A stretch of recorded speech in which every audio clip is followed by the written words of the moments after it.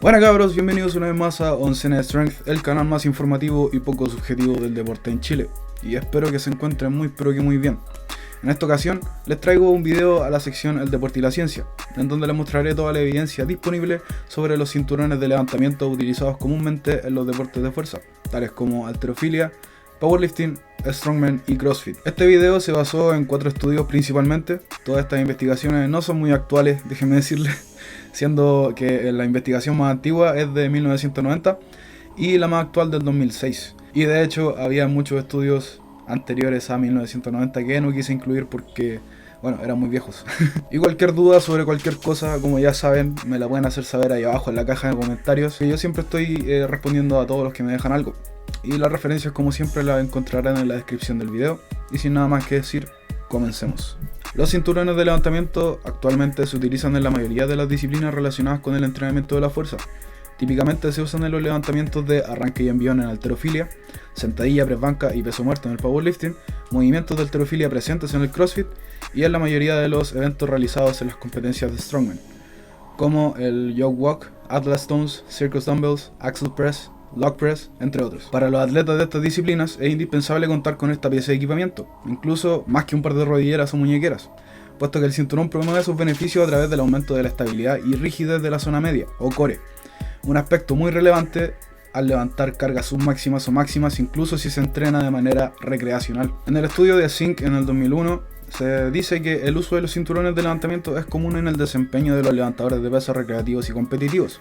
Además, tanto los levantadores de pesas como los manipuladores de materiales, gente que trabaja en la construcción por ejemplo, afirman que perciben beneficios por llevar el cinturón de pesas o de levantamiento durante las actividades de levantamiento de peso. Según Kingma, en el 2006, el levantamiento de objetos pesados se asocia con un mayor riesgo de desarrollar dolor lumbar, y se supone que esto se debe principalmente a la fuerza de compresión de la columna vertebral que supera la tolerancia de los tejidos. Durante los levantamientos, la presión intraabdominal aumenta cuando la velocidad y la fuerza de los levantamientos aumentan. Granata, en 1997, señala que los cinturones de levantamiento se han utilizado con mayor frecuencia en la última década, refiriéndose a los 90, en un esfuerzo por reducir las lesiones de espalda. Según McGill, en 1990, la razón más popular basada en datos que se propone para llevar un cinturón de levantamiento es que el cinturón puede servir para ayudar a generar presión intraabdominal, o YAP en su sigla en inglés, sin aumentar la actividad de los músculos abdominales. Kingma, en el 2006, también menciona que se ha mostrado que la presión intraabdominal mejora la rigidez del tronco, estabilidad de la columna y además genera una fuerza vertical de descarga ventral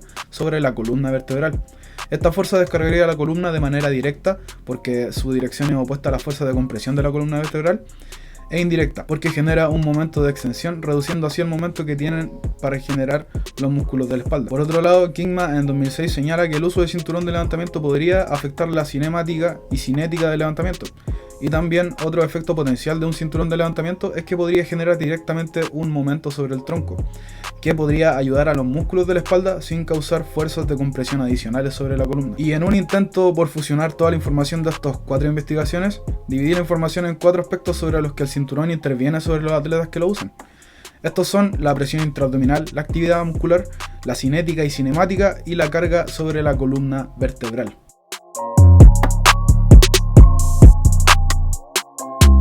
En el estudio de McGill en 1990 se investigaron los efectos del uso de 2 tipos de cinturones sobre la presión intraabdominal y la actividad muscular del tronco, donde midieron la presión intraabdominal con un catéter de presión colocado en el estómago a través de la vía nasoesofágica, al realizar el levantamiento de peso muerto con barra libre en un atleta de élite y una máquina de levantamiento similar al peso muerto en trabajadores que manipulan materiales. Se encontró que todos los sujetos aumentaron la presión intraabdominal al llevar un cinturón de levantamiento en comparación con los levantamientos sin cinturón, en la misma condición de respiración, ya que realizaron diferentes tipos de respiración junto con los cinturones y sin los cinturones.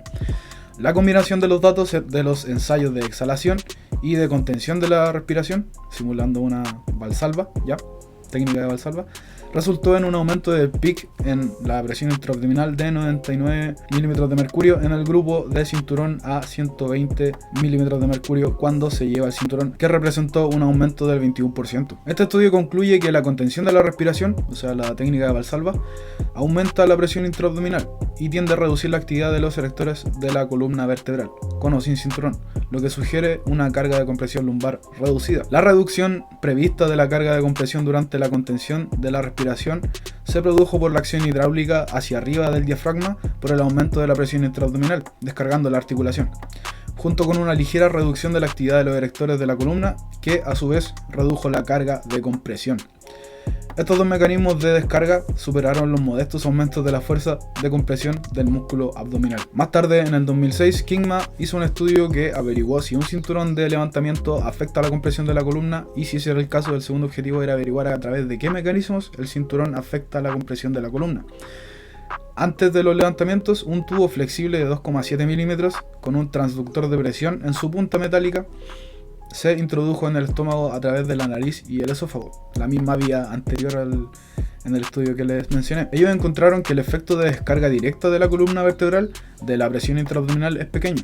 Sin embargo, la presión intraabdominal estaba estrechamente relacionada con la carga máxima de la columna vertebral, como indica el pequeño retraso en solo 50 milisegundos entre el pico de presión intraabdominal y el momento máximo. En lugar de utilizarse para descargar la columna vertebral, la presión intraabdominal puede generarse para garantizar la estabilidad de la columna durante el pic de carga. A pesar de la rigidez relativamente alta de la columna vertebral durante el pic de compresión, la presión intraabdominal podría ser necesario debido a la dificultad para obtener un momento de equilibrio en todas las articulaciones intervertebrales al mismo tiempo.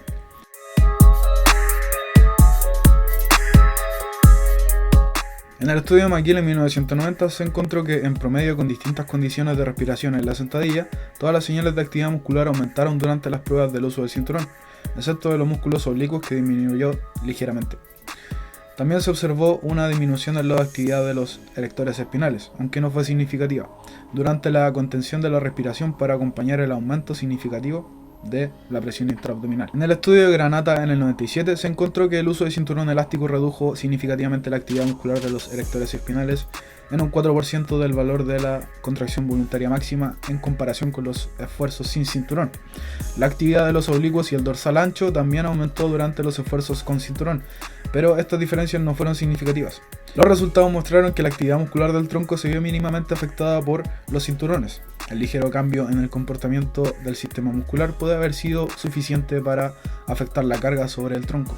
En otro estudio realizado por Zink en el 2001, ya pasamos a los 2000, los resultados entre condiciones sin y con cinturón en la sentadilla para el EMG promedio, o sea, actividad muscular promedio, y el PIC de EMG no fueron significativos durante ninguna de las fases de ejecución de la sentadilla para ninguno de los 5 músculos, que son el vasto lateral, bíceps femoral, aductor mayor, glúteo máximo y erectores espinales. Y aunque no fue significativo, hubo una tendencia hacia un aumento de la actividad mioeléctrica del bíceps femoral y el aductor mayor, y una disminución de la actividad del glúteo mayor y del erector espinal en la fase excéntrica o descenso del levantamiento en la condición que usó cinturón. En el estudio de Kingma en el 2006 se reveló que en el caso del recto abdominal no existen diferencias significativas entre condiciones de con o sin cinturón. En el caso del ilio-costal lumbar, los valores máximos fueron inferiores en la condición con cinturón que en la condición sin cinturón, ambas condiciones realizando la maniobra de Valsalva, y en la condición donde se usó cinturón mientras se exhalaba, tanto para la parte lumbar como la torácica del músculo. La menor fuerza de compresión en la condición que usó cinturón y realizó la maniobra de Valsalva fue causada principalmente por una menor activación de los músculos de la espalda, como lo demuestra la menor activación del ilio-costal lumbar y torácico, lo que resulta en un momento de 30 Nm menor generado por los músculos de la espalda. Como el momento neto en la condición que usó cinturón y realizó la maniobra de Valsalva no fue menor que en las otras condiciones, debe haber sido otra estructura distinta a los músculos de la espalda que generó aproximadamente 30 Nm de un momento de extensión de la condición ya mencionada. La única estructura restante que podría haber generado estos momentos de extensión sustanciales, explicando así la diferencia entre las condiciones del cinturón, es el propio cinturón. Se supone que la combinación de llevar un cinturón de cuero apretado y rígido e inhalar antes de levantar peso provoca una tensión en el cinturón lo suficientemente grande como para generar un momento de fuerza de extensión de unos 30 Nm.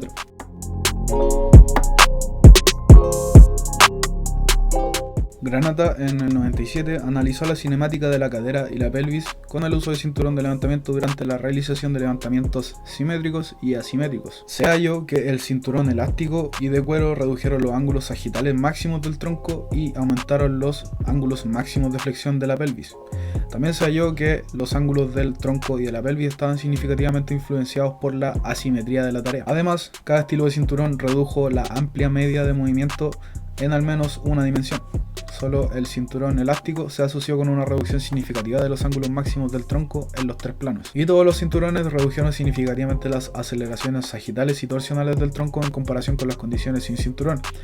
Estos resultados han demostrado que un efecto importante de los cinturones de levantamiento era reducir significativamente el rango de movimiento, las velocidades de extensión y las aceleraciones asociadas al tronco durante los esfuerzos de levantamiento. Estos resultados demuestran que sin cinturón dorsal, los sujetos flexionaban por lo general su tronco y la pelvis por igual para generar un ángulo total del cuerpo necesario para acomodar el origen del levantamiento. Este estudio demostró que mientras se llevaba un cinturón elástico o de cuero, los sujetos realizaban la misma tarea reclutando mayores ángulos pélvicos, permitiendo así una menor flexión máxima del tronco. En la investigación de Zink en el 2001 se analizó la cinemática con placas de presión y análisis de video de la sentadilla y en las condiciones con y sin cinturón de levantamiento sobre tres fases de movimiento: el inicio, la porción inferior y el descenso. En los resultados de este estudio no se detectaron diferencias significativas entre las condiciones con y sin cinturón para cualquier variable cinemática angular. Sin embargo, hubo una tendencia de aumento del rango de movimiento, ROM, del tronco, la rodilla y el tobillo en las condiciones que usaron el cinturón. La distancia total recorrida por la barra en las direcciones anterior y posterior y vertical fue significativamente diferente entre las condiciones. El desplazamiento absoluto aumentó un 26% en sentido anterior y un 5,4% en sentido vertical en las condiciones con cinturón en comparación con la condición sin cinturón. Entre las condiciones, la velocidad vertical media fue mayor para la condición con cinturón en un 13,3% en el descenso y un 15,5% en el ascenso, mientras que la velocidad media anterior-posterior aumentó un 40,9% y un 40,4% en el descenso y el ascenso respectivamente. La tendencia a aumentar el rango de movimiento, o sea ROM, en la rodilla, tobillo y tronco puede explicar en parte el aumento de la profundidad de la barra y el desplazamiento anterior que se detectó. El aumento del desplazamiento anterior de la barra en la posición inferior disminuye el brazo de momento y el torque generado en torno a la rodilla, mientras que aumenta el brazo de momento y el torque generado sobre la cadera. Y aunque se necesitaría menos fuerza para contrarrestar el torque de la rodilla, se necesitaría un mayor contratorque de la cadera para compensar el aumento del brazo de momento en la cadera. Sin embargo, hubo una tendencia a la disminución de la actividad mioeléctrica del glúteo mayor y los erectores espinales. Tal vez el cinturón de levantamiento sirvió para soportar parcialmente la carga incluso con el desplazamiento anterior de la barra y el consiguiente torque generado en la cadera.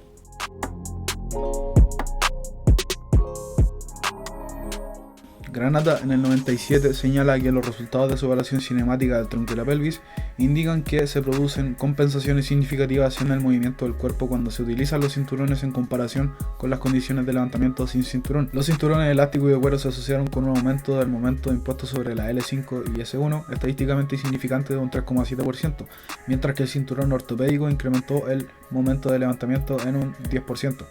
Que resultó ser significativo durante los esfuerzos sagitalmente simétricos. Los análisis demostraron que, aunque los cinturones traseros redujeron los ángulos máximos del tronco, no hubo reducción significativa del momento aplicado sobre L5 y S1 con o sin cinturón de levantamiento. Por lo tanto, los cinturones de levantamiento pueden influir negativamente en el riesgo de dolor de espalda baja al modificar los movimientos del tronco que, a su vez, aumentan el momento del tronco y las consiguientes cargas de la columna vertebral. Combinando esto con la voluntad de levantar mayores cargas mientras se lleva un cinturón de levantamiento, en algunas situaciones los cinturones pueden agravar el riesgo potencial de sobreesfuerzo, superando los límites de la columna vertebral y dolor lumbar. Aunque los tres cinturones se asociaron con una reducción de las cargas de la columna vertebral, solo el cinturón elástico demostró reducciones estadísticamente significativas de la carga de la columna vertebral. El momento del levantamiento aplicado tendía a aumentar con los cinturones, pero las cargas de columna tendían a disminuir. En consecuencia, el cambio en la carga biomecánica debe atribuirse a las fuerzas internas generadas por la musculatura del tronco, pese a una redistribución menor de las fuerzas musculares. Kingman en el 2006 evaluó la compresión de la columna calculando los efectos sobre las fuerzas de compresión de la columna vertebral de halteristas. Se encontró que el momento neto de la articulación L5-S1 fue ligeramente inferior en la condición que usó cinturón y exhaló que en la condición que usó cinturón y realizó la maniobra de Valsalva. También las fuerzas de reacción L5-S1, que representan el peso y la aceleración de la parte superior del cuerpo, y la flexión lumbar no se vieron afectadas significativamente por la condición que usó cinturón. En la condición que usó cinturón y realizó la maniobra de Valsalva, la compresión espinal máxima fue de 777 Newton y 881 Newton menor que en las condiciones sin cinturón que usó la maniobra de Valsalva y la que usó cinturón mientras exhalaba respectivamente. Fuerzas de compresión en el instante del momento máximo mostraron resultados similares. El momento generado por la musculatura de la espalda fue inferior en más de 30 Nm en la condición de BI, ya que es la condición que usaba cinturón y realizaba la maniobra de Valsalva. En este estudio, un cinturón apretado y rígido pudo aumentar la presión intraabdominal, generar un momento de extensión, lo que redujo eficazmente la fuerza de los músculos lumbares, causando un alivio de 777 N, aproximadamente un 10%, de la compresión de la columna vertebral en las condiciones que usó cinturón y realizó la maniobra de Valsalva, en comparación con la condición sin cinturón que usó la maniobra de Valsalva también.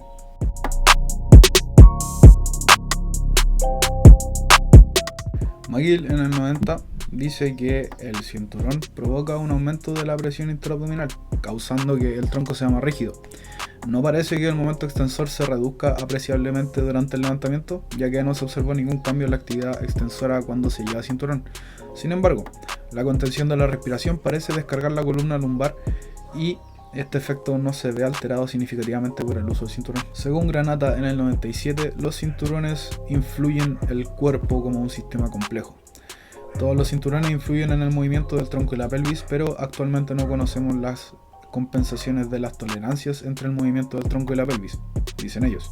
Además, parece que solo los cinturones lo suficientemente altos como para cubrir el tramo desde el tórax hasta la pelvis serían eficaces para reducir las cargas del tronco. Zink en el 2001 dice que con cargas submáximas, los levantadores que utilizan los cinturones de levantamiento mantienen una posición horizontal de la barra más cerca de la rodilla y más lejos de la cadera al final de la sentadilla. Zink en el 2001 también dice que el hecho de que los levantamientos con cinturón mostraran más desplazamiento vertical en un intervalo de tiempo más corto en comparación con los levantamientos sin cinturón sugiere que los levantadores que llevan un cinturón de levantamiento realizan más trabajo mecánico y generan más potencia. Kingma en el 2006 dice que un cinturón de cuero ajustado y rígido puede, en combinación con una técnica de respiración adecuada, reducir la carga lumbar en aproximadamente un 10%. Kingma también dice que el mecanismo que beneficia al levantador no parece ser un momento de extensión generado por la presión intraabdominal, sino un momento generado por el cinturón, que solo se producía después de inhalar antes de levantar. Bueno, y cuéntenme ustedes, ¿han usado alguna vez cinturones de levantamiento? Y si es así, ¿qué tipo de cinturón utilizan? Bueno, en mi caso yo utilizo cinturones de powerlifting, más específicamente uno de palanca que me vendió Checho Mardones cuando yo empecé en el powerlifting, y uno de Villa que es un Pioneer Half Inch de Untamed Strength, que me encanta, de verdad es bellísimo, aunque con el tiempo y con el uso se ha salido un poco el vinilo, creo que le pusieron, o creo que pintaron el cuero nomás y claro, pues sí, fue saliendo la pintura un poco, pero bueno, es un detalle. Simplemente una delicia de cinturón. Estaré leyendo todas sus respuestas allá abajito en la caja de comentarios como siempre y lo estaré respondiendo todos. Y gracias por quedarse hasta el final del video y no olvide compartirlo con su gimbro o su fitchick, que me ayudaría muchísimo. Y si les gustó, deje su like, y si quieren ver más contenido como este, no olviden suscribirse y darle click a la campanita que le avisa cuando yo subo un nuevo video. Y pasen a revisar el post de Biomakinis que ya está arriba, que lo dejaré en la descripción del video ahí abajo. Y síganme en Instagram, que estoy como Unsainted Powerlifter 90k. Y nos vemos en otro video de Unsainted Strength. Chau.